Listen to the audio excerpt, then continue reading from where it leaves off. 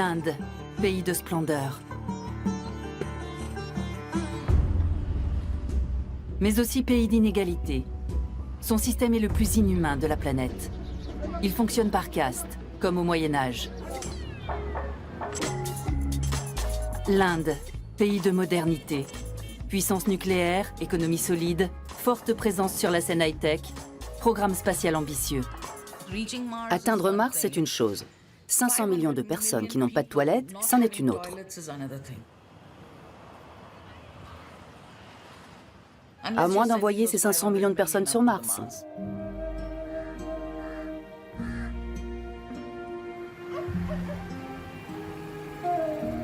L'Inde, 4e économie mondiale, noyée dans un océan de pauvreté. La patrie de Gandhi, dit le Mahatma, la grande âme. Un pays grand comme un continent, peuplé d'1,2 milliard d'habitants, soit 1/6 de la population mondiale. En Inde, après un certain âge, les femmes sont parfois considérées comme des déesses. Avant, ce sont des catins.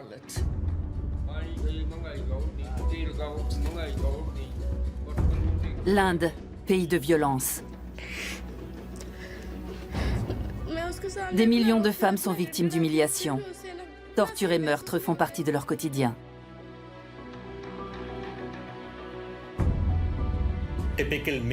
Un Indien préférera sauver sa vache plutôt que sa femme. La femme est un bien de consommation. On l'achète et on la revend. On s'en sert, on s'en débarrasse, on la viole.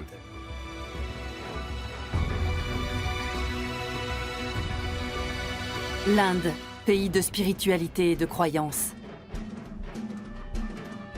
Mais aussi pays de conflits religieux et de violences intercommunautaires. On utilise la religion comme une arme pour diviser la société. On accuse les Britanniques d'avoir divisé pour mieux régner et aujourd'hui on fait la même chose avec notre propre peuple.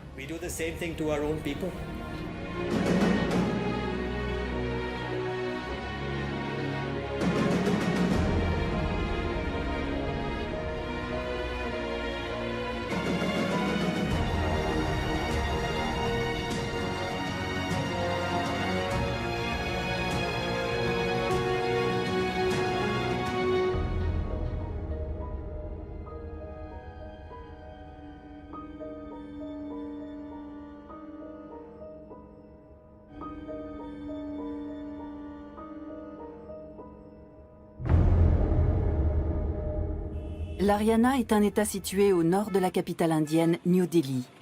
C'est l'État où l'on recense le plus de violences contre les femmes en Inde. La ville d'Hisar se trouve à 4 heures de route de Delhi. C'est une ville de province, happée par le progrès après la libéralisation du marché dans les années 90.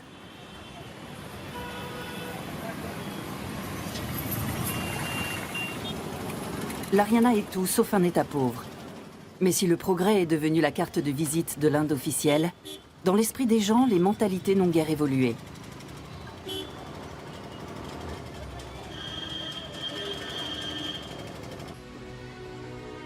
C'est dans un lieu tenu secret que réside Shabnam. Depuis qu'elle a fui son village, cette lycéenne vit cachée.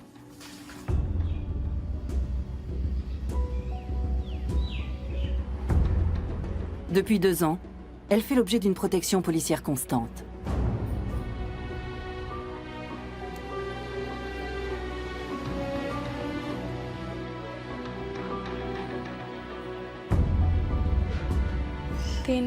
Dans 3 mois, 2 assassins qui ont été condamnés seront libérés.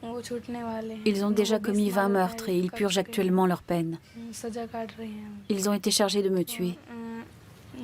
On leur a offert 80 000 roupies pour ça, soit 1050 €.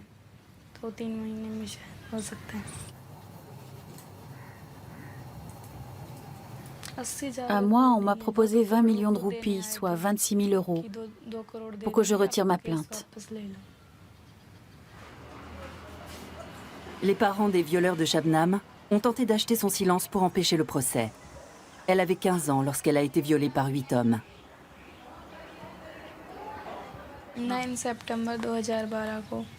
C'était le 9 septembre 2012. Je me rendais au village de ma grand-mère.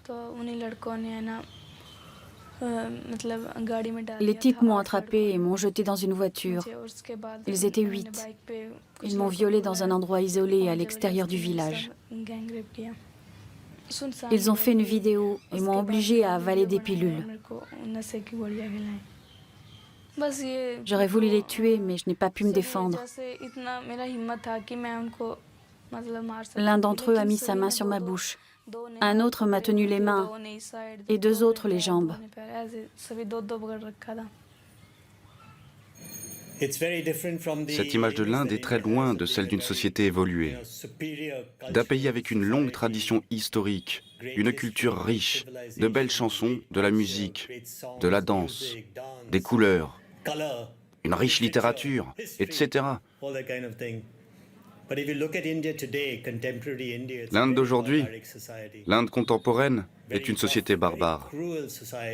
C'est une société brutale, très cruelle envers les plus faibles et les plus démunis. Elle est cruelle envers les intouchables, les pauvres, les femmes, les enfants, les ouvriers. De manière générale, envers quiconque se trouve dans une position légèrement inférieure. L'usage de la force et de la violence envers ces personnes peut atteindre des extrêmes. Cela fait partie de notre culture indienne contemporaine. C'est ça l'Inde moderne. Colin Gonsalves est l'un des avocats de la Cour suprême. Il est également le fondateur de l'organisation Human Rights Law Network, un réseau national d'avocats dont le siège se trouve à New Delhi et qui défend bénévolement les pauvres. Il voit défiler des milliers de cas similaires à celui de Shabnam.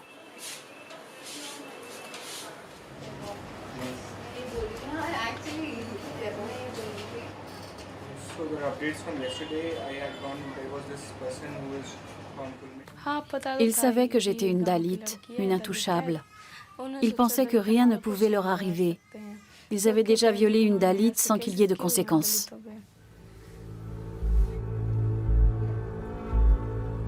Shabnam est né ici, dans le village de Dabra. Dans cette région, le système de caste perdure, même si la constitution indienne proclame l'égalité pour tous les Indiens. Dans le nord de l'Inde, par exemple, ce sont les Jats, une caste agricole qui domine la société. Les Dalits, les intouchables, sont considérés comme hors caste. Ils sont tout en bas de l'échelle sociale. Pour tous, la journée commence par la prière du matin. Om Prakash, producteur de coton, est un Jat. Il prie les dieux hindous.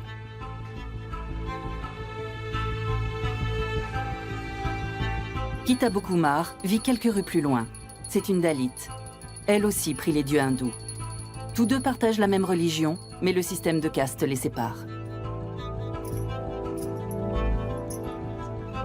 Les Jats sont de riches fermiers. Ils possèdent des terres, des tracteurs.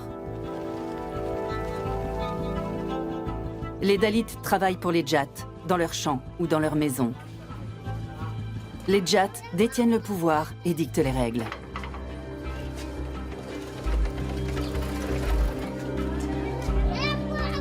Shabnam vivait ici avec sa famille, dans un quartier Dalit.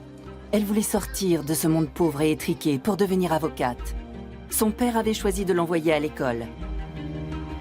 Shabnam a voulu s'extraire de sa condition d'intouchable. C'est aussi pour cela qu'elle a été violée. Sa famille a été mise au banc de la société pour avoir refusé l'argent du silence que lui proposaient les Jats.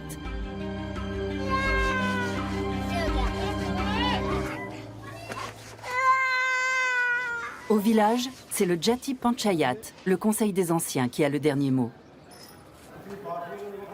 Lui aussi est dirigé par des Jats. Les caméras y sont interdites. Chaque décision du conseil est appliquée, même quand elle va à l'encontre de la loi, comme nous l'explique un villageois. C'est un tribunal villageois, en effet. Si quelqu'un n'obéit pas à ses décisions, il est chassé de la communauté. Il ne peut plus voir personne de la communauté ou du village. Il ne peut plus venir manger chez l'un d'entre nous ou toucher les objets de notre foyer. Tant qu'il ne se soumet pas au jugement du Conseil des Anciens, il ne fait plus partie de la communauté ni du village.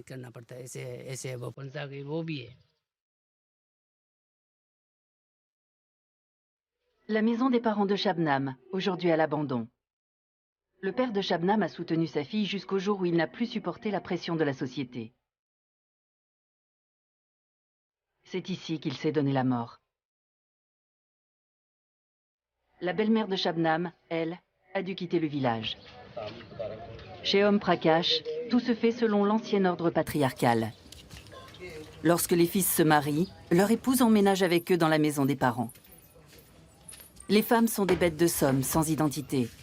C'est ce qu'enseigne l'épouse d'Om Prakash, Reshma, à ses belles-filles.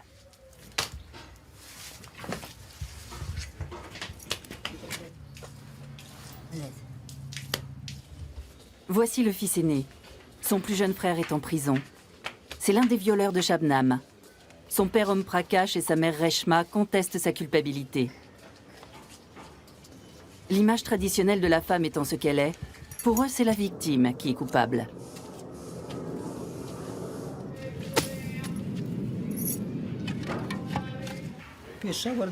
Cette fille est une prostituée. Des hommes l'ont appelée au téléphone et lui ont dit de se rendre à l'endroit en question.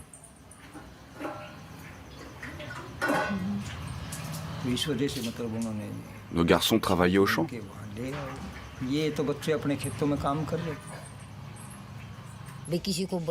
Elle avait de mauvaises habitudes. Elle avait un portable, elle appelait des gens, elle allait même en ville. C'était ce genre de fille.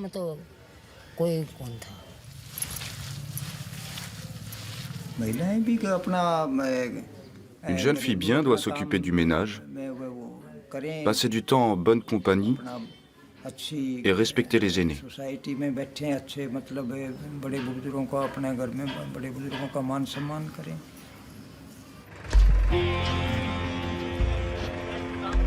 Au village, les femmes doivent être voilées. Ces femmes Dalits se rendent dans les champs des Jats. Elles ont été appelées pour la récolte du coton.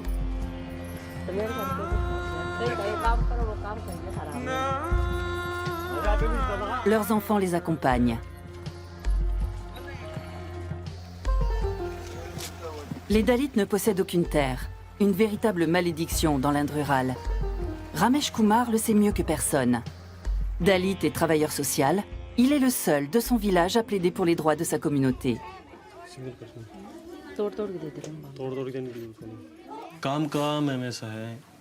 Ils travaillent au champ. Ils n'ont jamais un seul jour de repos. Les Jats n'accordent Dalit que des contrats annuels, pour maximum 250 € de salaire pour toute l'année.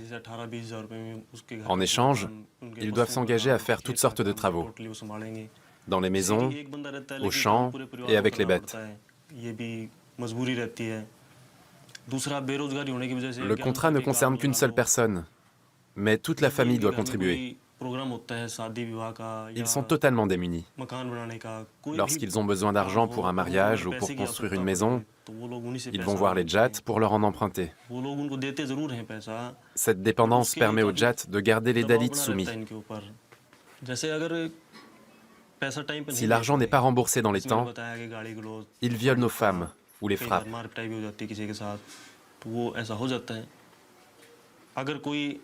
Et même si un policier veut appliquer la loi, les Jats ne le laissent pas faire.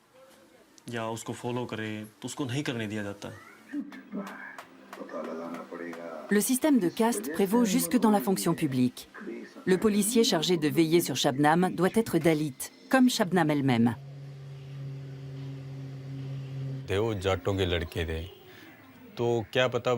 Les criminels sont tous des Jats.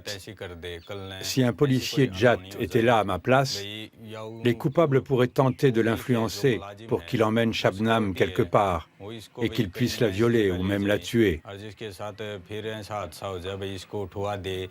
Pour empêcher ça, le tribunal a décidé que je devais m'occuper de sa protection parce que je suis Dalit, comme elle.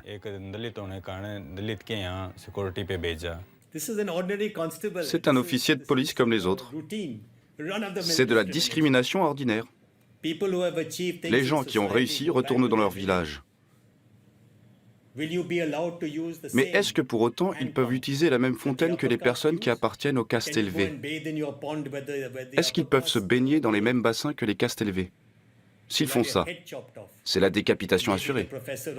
Qu'ils soient professeurs ou avocats, c'est la décapitation assurée. C'est une réalité. Quel que soit votre niveau d'éducation et de réussite professionnelle, vous appartiendrez toujours à une caste inférieure.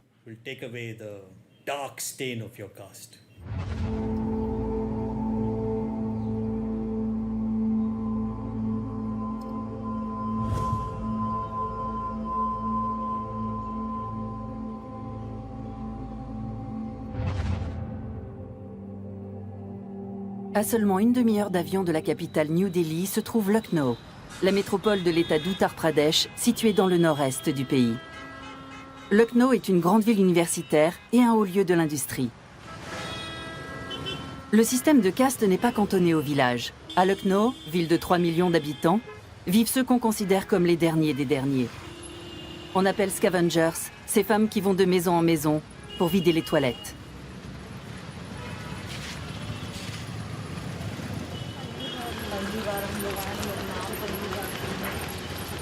C'est ce que font Anita Kumar et sa mère Zanti.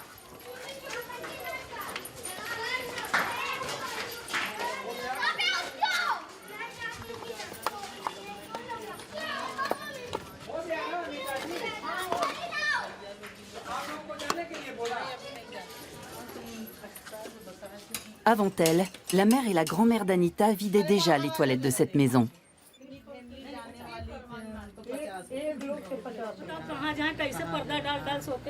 Depuis l'âge de 4 ans, Anita accompagne sa mère dans cette rebutante corvée qui se transmet de génération en génération.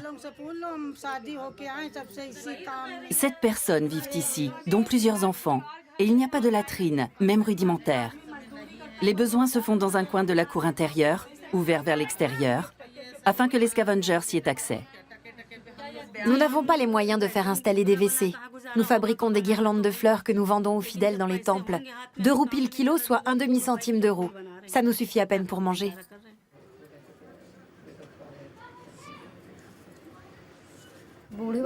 Ma belle-mère et ma grand-mère sont âgées.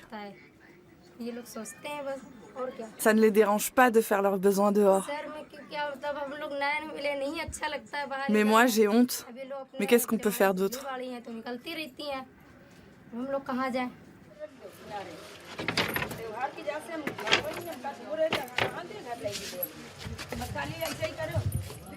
Anita continue sa tournée des latrines.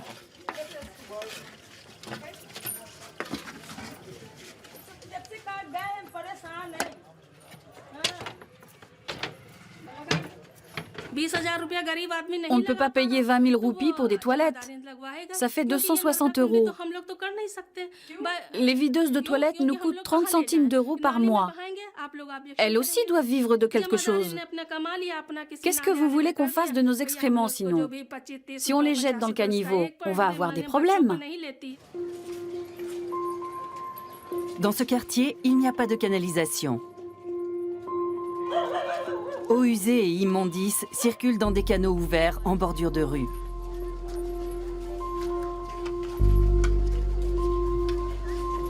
Les videuses de toilettes jettent leur chargement directement dans la rue.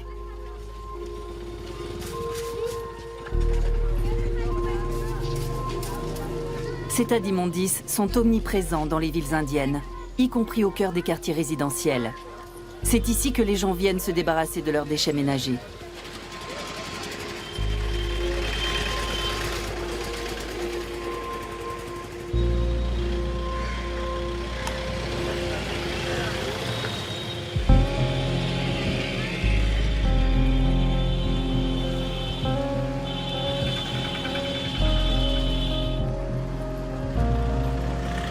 Quelques rues plus loin, la maison d'Anita et Zanti.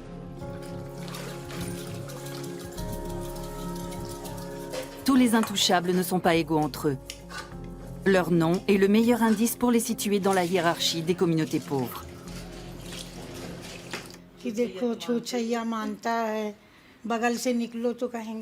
Aux yeux des gens, nous sommes des intouchables. Parce que nous faisons le sale travail.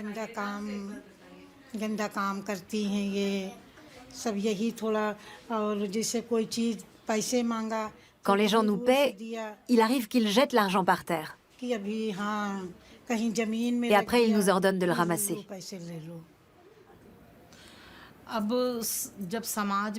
La pression vient des castes élevées, mais aussi de notre communauté. Quand on appartient au groupe des videurs de toilettes, on y reste. On ne peut pas aller dans une autre caste. En tant qu'intouchable, on n'a pas le droit de s'élever socialement et d'accéder à la caste des brahmanes.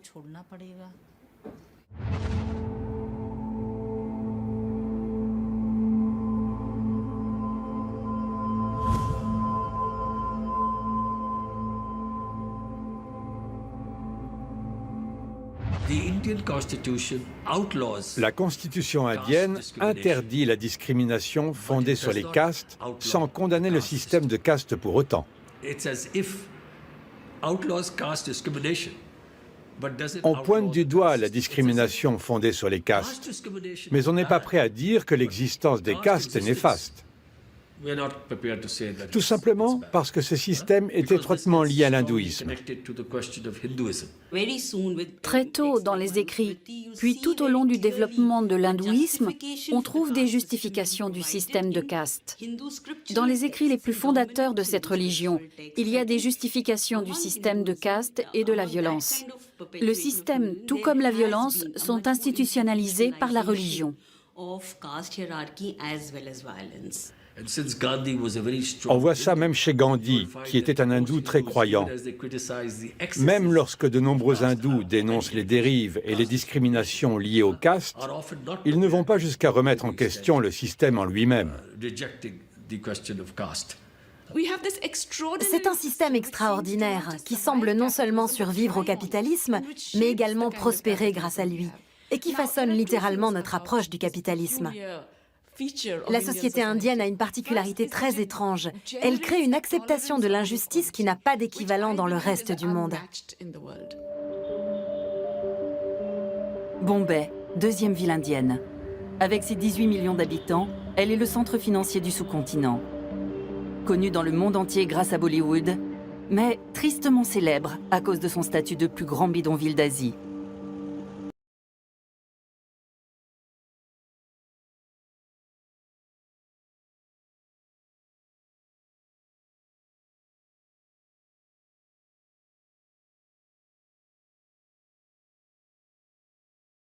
En quête de travail et de pain.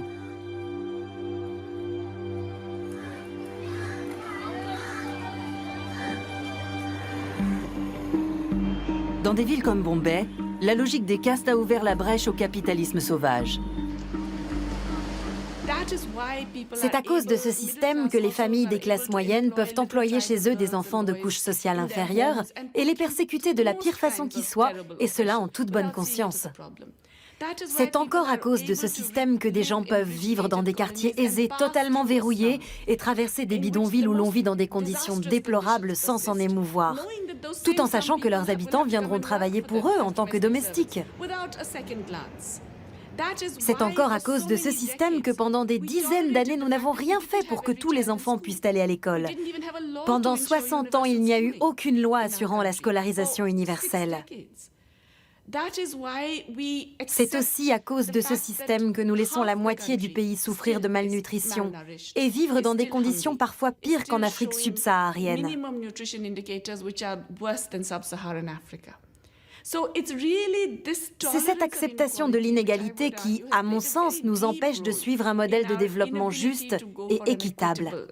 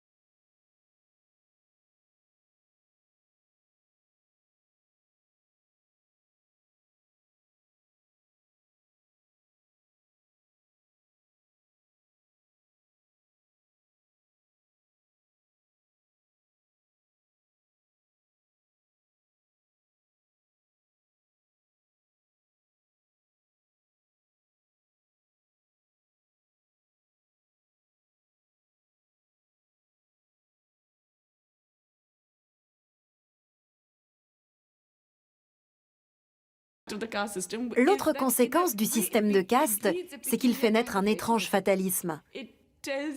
Il vous fait croire que c'est votre karma, votre destin. Et que votre destin, ce n'est pas seulement cette vie, il y a la précédente, la suivante, c'est très compliqué. Donc ça ne sert à rien de se battre pour y changer quelque chose. Si vous êtes au bas de l'échelle, tant pis. Vous avez peut-être fait quelque chose de mal dans votre vie précédente, et peut-être que ça ira mieux dans la prochaine. Cela crée une sorte d'indifférence et de résignation parmi les groupes opprimés qui permet à cette exploitation de perdurer. C'est pour ça qu'au lieu d'avoir des émeutes, nous avons des gens qui souffrent de la faim. Shreyas Rajagopal a 28 ans. Ce banquier est l'un des auteurs à succès de Bombay. Il appartient à une haute caste, mais n'accepte de se faire filmer que sur sa terrasse. Ici, on ne montre pas comment vivent les riches. Pourtant, dans son livre Scarcity, il n'hésite pas à égratigner ses pairs.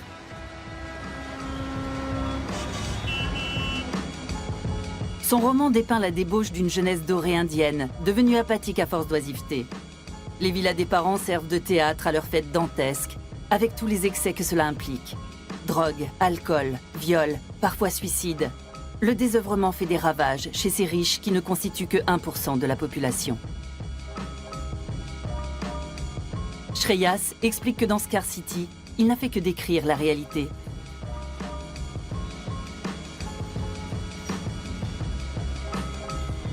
Dans ce quartier de Bombay, au bord de la mer d'Arabie, Shreyas a eu une enfance privilégiée. Ça, c'est Cuff Parade, l'un des quartiers les plus riches de Bombay. Ici, les appartements coûtent entre 5 et 10 millions de dollars. Juste à côté, il y a un immense bidonville. À l'origine, il était habité par des ouvriers immigrés venus ici pour construire ces bâtiments. Une fois les chantiers terminés, ils sont restés. Les riches qui vivent à Cuff Parade continuent à profiter de cette main-d'œuvre. Tous leurs domestiques viennent du bidonville. En fait, ils aident les riches à maintenir leur train de vie. Par contre, si on parle d'eux aux riches, ils vous diront à quel point le bidonville leur gâche la vue sur la mer. Une fois par jour, les habitants du bidonville ont de l'eau pendant 1 heure.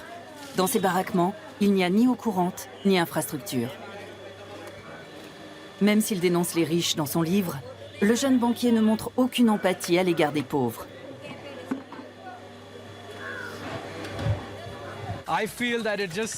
C'est quelque chose qu'on apprend à occulter dès le plus jeune âge.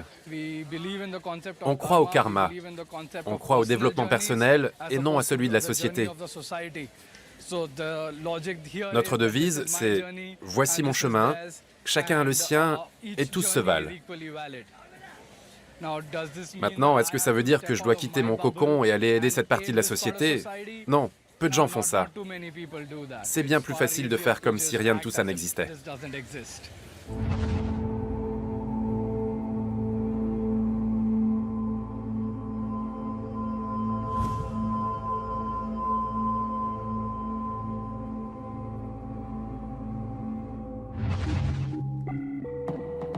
Au sud-ouest de Delhi, l'État du Gujarat et sa capitale, Ahmedabad.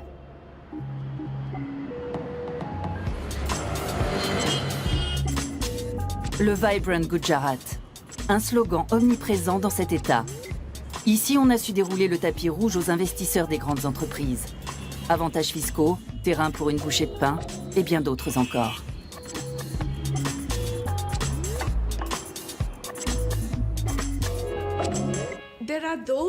Certains s'étonnent de ce paradoxe.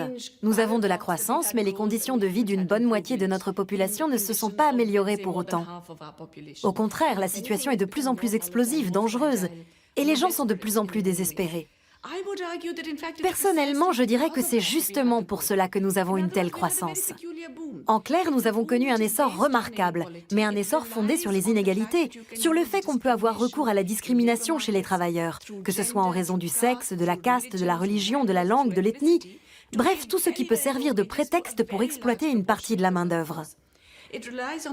Cette croissance repose sur le fait que certaines populations n'ont pas du tout voix au chapitre en politique. On peut donc sans aucun problème chasser des gens qui vivent dans des régions rurales depuis des générations pour encourager l'industrialisation et vendre les terrains à des promoteurs. C'est tout cela qui a permis cette croissance.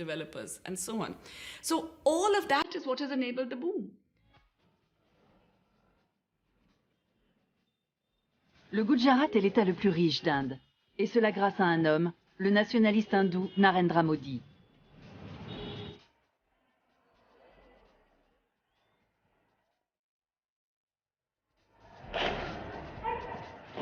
Il a été le ministre en chef du Gujarat de 2001 à 2014. C'est lui, l'inventeur du Vibrant Gujarat. Lors des dernières élections générales en 2014, il est élu Premier ministre de l'Inde. Il arrive au pouvoir avec le soutien du RSS, l'Organisation volontaire nationale, un groupe paramilitaire de droite. Aujourd'hui, il veut que l'Inde tout entière suive l'exemple du Gujarat et promet à ses concitoyens de l'emploi, des toilettes d'abord et des temples ensuite, mais aussi un compte bancaire pour chacun. La capitale du Gujarat, Ahmedabad, est le centre industriel de l'État fédéré. Ici, la croissance va toujours bon train. Tout près, les bidonvilles, eux aussi, grandissent de manière exponentielle. Les ouvriers du bâtiment qui vivent ici sont originaires des 4 coins du pays. C'est la pauvreté qui nous y oblige. Être agriculteur ne suffit pas pour vivre. Pour ne pas mourir de faim, nous sommes venus ici pour gagner 100 roupies par jour, à peu près 1,20 €.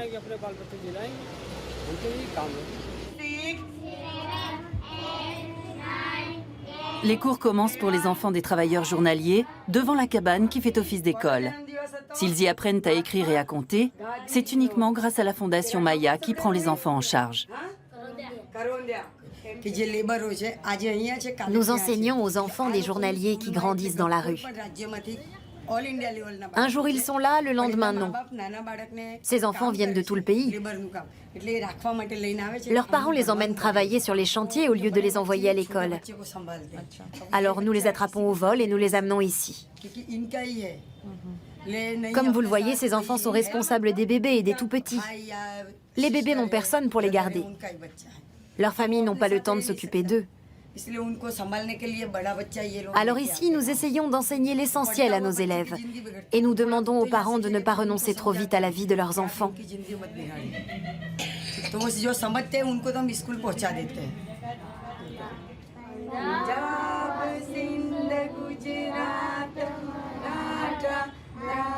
À la fin des cours, les enfants entonnent l'hymne national indien.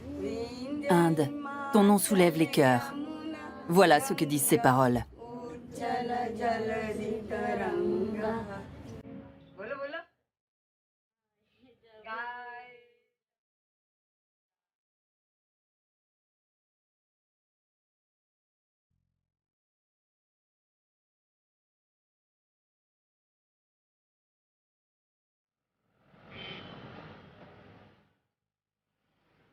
La nuit est tombée sur Ahmedabad, la capitale du Vibrant Gujarat de Narendra Modi.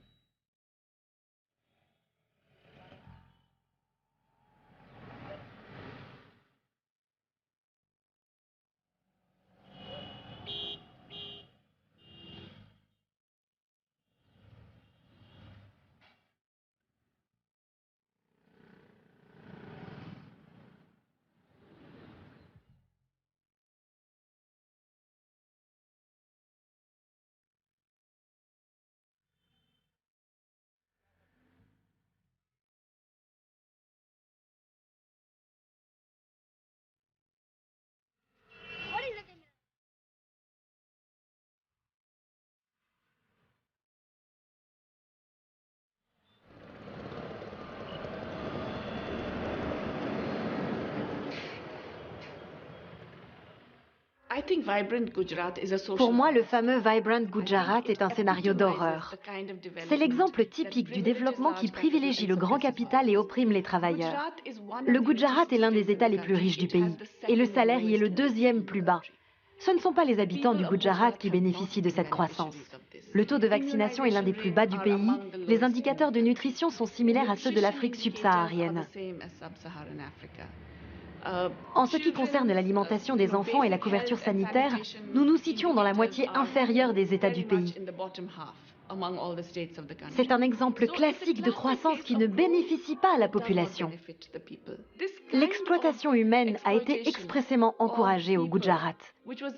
Si c'est comme ça qu'on compte faire prospérer l'Inde, je ne suis pas d'accord.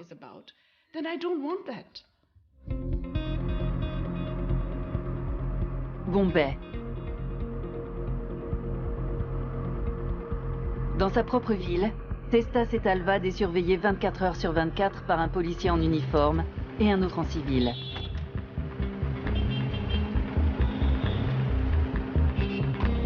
Ses gardes du corps la suivent partout, même lorsqu'elle va acheter une lanterne pour Diwali, la fête du Nouvel An hindou. Testa Setalvad est hindoue. Elle appartient à la caste des brahmanes, la plus élevée. Elle a épousé un musulman. Les musulmans constituent la plus grande minorité religieuse d'Inde, soit 180 millions de personnes. En 2002, le Gujarat a été le théâtre d'un pogrom anti-musulman.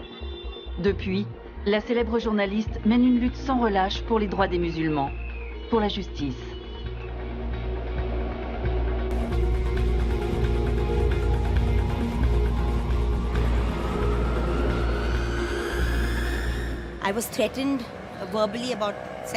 J'ai reçu plusieurs menaces de mort et j'ai été agressée 3 fois. C'est pour ça que je suis protégée par la police. Mais les menaces n'ont fait qu'empirer. Alors la Cour suprême a décidé que 570 témoins du pogrom de Gujarat, dont moi, se verraient attribuer une escorte paramilitaire.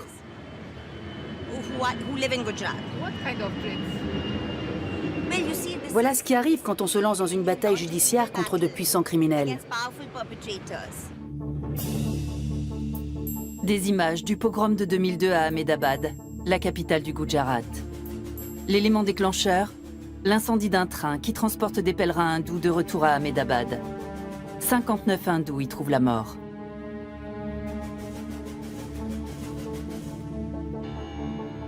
On accuse les musulmans d'être à l'origine de cet acte terroriste. La vengeance des nationalistes hindous est terrible. 2000 musulmans sont exécutés. Les femmes sont violées, aspergées d'essence puis brûlées vives. L'actuel Premier ministre indien Narendra Modi est alors ministre en chef du Gujarat. À ce jour, sa responsabilité politique n'a pas pu être prouvée devant les tribunaux.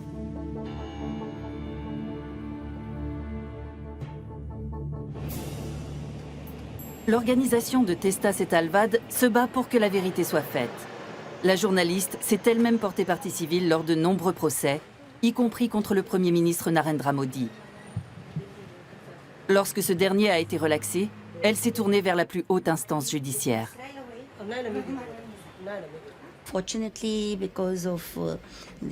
Grâce au rapport de la Commission nationale des droits de l'homme et à la Cour suprême qui nous a accordé une protection rapprochée, nous avons pu, pour la première fois dans l'histoire indienne, obtenir plus de 122 condamnations à la peine d'emprisonnement à perpétuité. Pour avoir eu le courage de dévoiler la complicité de personnalités politiques de haut rang et de policiers dans ces meurtres, Testa a reçu plusieurs distinctions, dont le prix Jeanne d'Arc et le prix international des droits de l'homme de Nuremberg.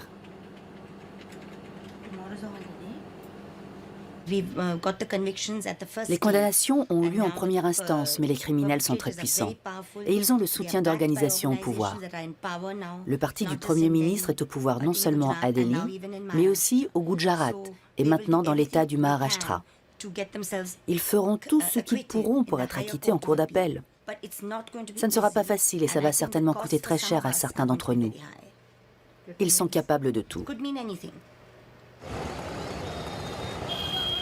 À Ahmedabad, les hindous vivent à gauche de cette rue, les musulmans à droite, dans des ghettos.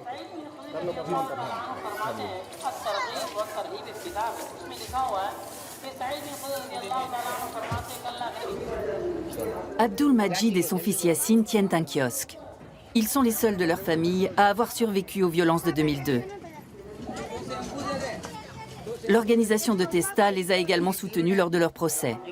En tant que témoins, eux aussi ont été protégés par la police.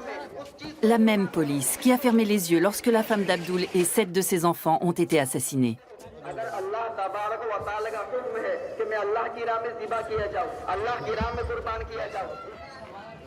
और वो देखा है Mon fils a tout vu. Il les a vus brûler, sa mère, ses petites sœurs, ses grandes sœurs, son frère aîné et ses 2 autres frères. Lui aussi a été gravement brûlé. Entendre les cris de quelqu'un qui meurt brûlé vif, ça a été un choc pour lui. D'ailleurs, il est incapable d'en parler. Ils ont dit « tuez ces bâtards ». Ensuite, ils ont versé de l'essence sur la mosquée et y ont mis feu. Puis ils sont arrivés chez nous en criant. Et nous nous sommes enfuis par la porte de derrière. Il y avait des flammes partout. Et lorsque j'ai voulu sauver ma famille, ils m'ont frappé avec une épée. Ils ont fait des choses horribles aux enfants. 10, 11, 12, 13, 14 ans. Les petites filles ont été violées. Elles criaient « Oncle Majid, sauve-nous !» Mais qu'est-ce que j'aurais pu faire? Ils avaient des armes blanches, des épées, des faucilles, des bâtons. Et ils criaient « Vive le Dieu hindou Ram !» Aucun musulman n'en sortira vivant.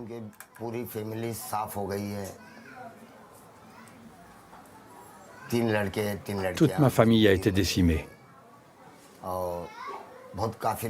Mes yeux ont vu ma petite fille se faire violer par 4 hommes. C'est insoutenable pour moi.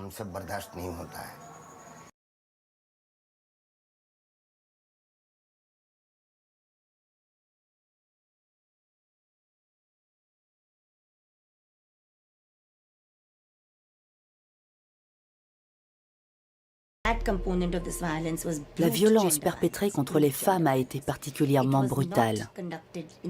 Ça ne s'est pas passé de nuit. Elles n'ont pas été enlevées pour être violées dans une forêt. C'étaient des viols collectifs qui ont eu lieu en plein jour, sous les yeux du voisinage, dans la volonté d'humilier toute une communauté.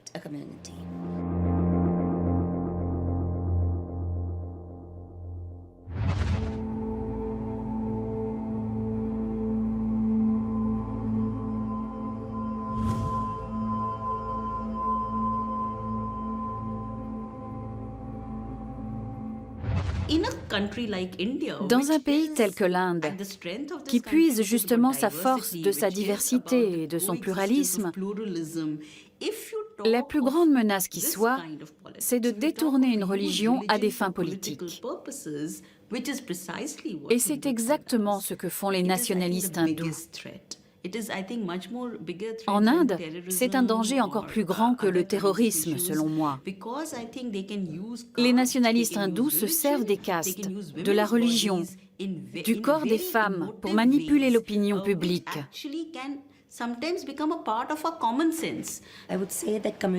Les conflits interreligieux et la violence liée aux castes sont devenus quotidiens. Chaque jour, des Dalits sont pris pour cible. Des femmes Dalits sont violées et brûlées vives. Le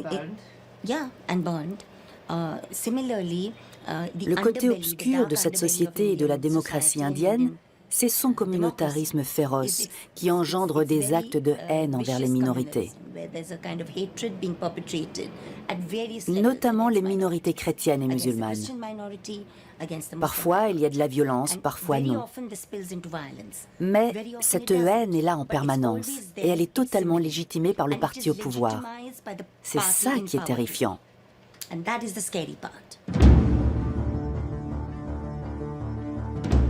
La présence des musulmans en Inde remonte au XVIe siècle. Le Taj Mahal est l'un des témoins de la splendeur de l'ancien empire moghol. Aujourd'hui, c'est l'une des principales attractions touristiques du pays.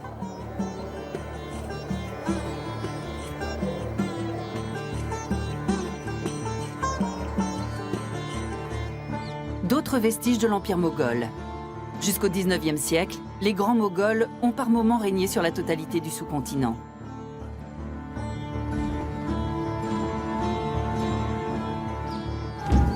Aujourd'hui, avec 180 millions d'individus, les musulmans d'Inde constituent la deuxième communauté musulmane au monde.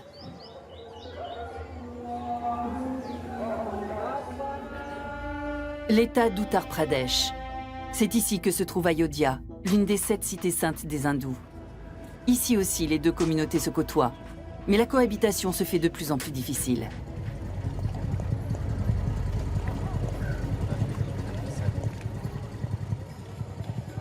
« 960 millions d'Indiens, soit une écrasante majorité de la population, appartiennent à la communauté religieuse hindoue. Ayodhya, une ville de pèlerinage sous haute surveillance, fréquentée par des hindous venus de tout le pays. Pour eux, c'est la ville de naissance d'une divinité majeure, Rama.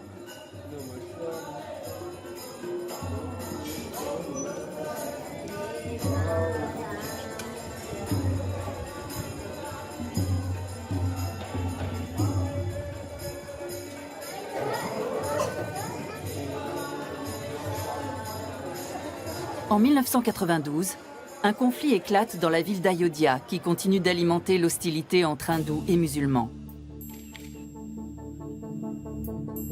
Encouragés par le BJP, le parti de droite nationaliste hindou de l'actuel Premier ministre, des hindous radicaux détruisent la mosquée de Babri. Et aujourd'hui, ils exigent la construction d'un temple dédié à Rama sur les ruines de la mosquée.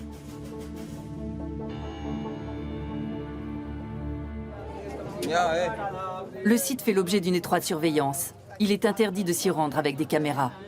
À tout instant, le conflit qui a mené aux violences du Gujarat peut se reproduire.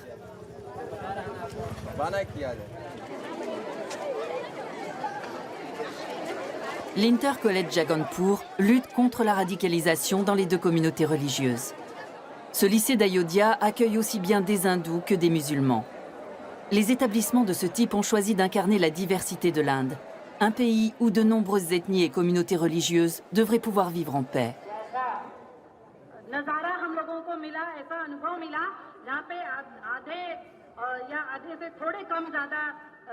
Dans toutes les villes saintes, la journaliste plaide pour une cohabitation pacifique entre les deux groupes religieux.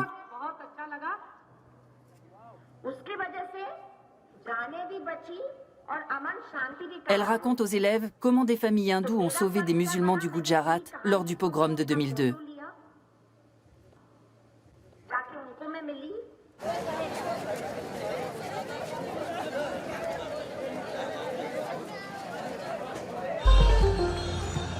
À seulement 4 heures de route d'Ayodhya se trouve Varanasi, au bord du Gange, la plus sainte de toutes les villes hindoues.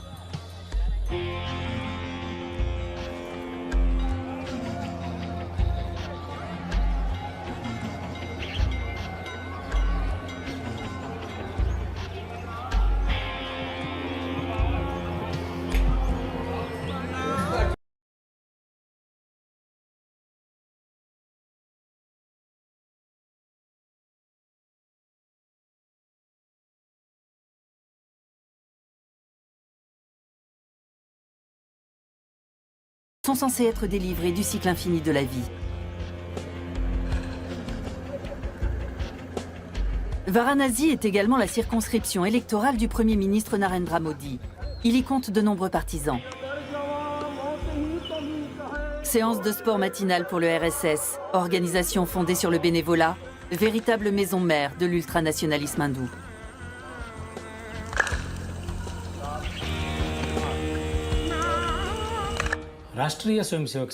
Le RSS a été fondé avec l'objectif de réveiller et de renforcer l'identité nationale dans la société hindoue.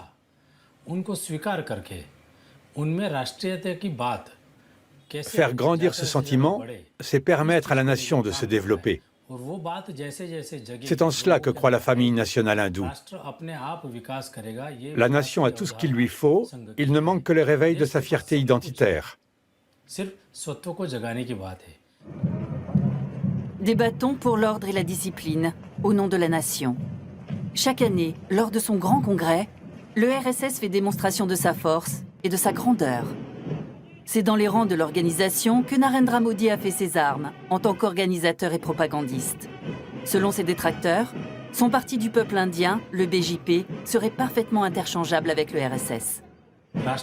Nous manquons de fierté nationale, la fierté d'être hindou. C'est ça la mission du RSS. Nous pensons que le moment viendra où nous redeviendrons des précurseurs et où on nous désignera comme les éclaireurs du monde. La mer Inde dans toute sa splendeur. Dans le discours de l'organisation, les musulmans sont tout juste tolérés. L'Inde aux hindous, voilà de quoi ils rêvent. On ne peut pas le nier.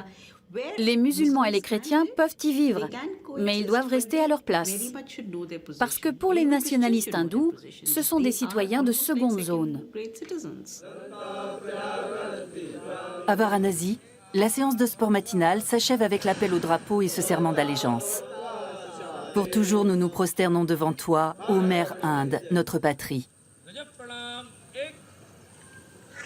En Inde, le RSS possède plus de 45 000 comités locaux.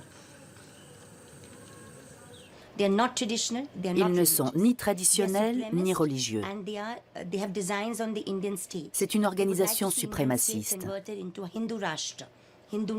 Ce qu'ils aimeraient, c'est voir l'État indien devenir un État hindou. Leur modèle, c'est l'Italie de Mussolini et l'Allemagne d'Hitler. Ce genre d'organisation travaille 24 heures sur 24, avec les groupes qui lui sont affiliés pour répandre des rumeurs et des mensonges, pour alimenter les stéréotypes, prendre des demi-vérités et en faire des mensonges. Cette organisation bénéficie d'un énorme soutien, car son aile politique est aujourd'hui au pouvoir. C'est sans doute le plus grand danger que la démocratie indienne ait jamais connu.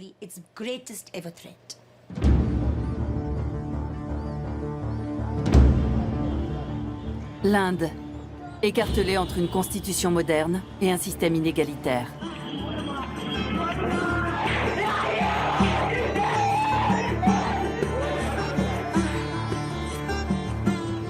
Un pays déchiré entre une croissance exponentielle et un patriarcat archaïque et destructeur.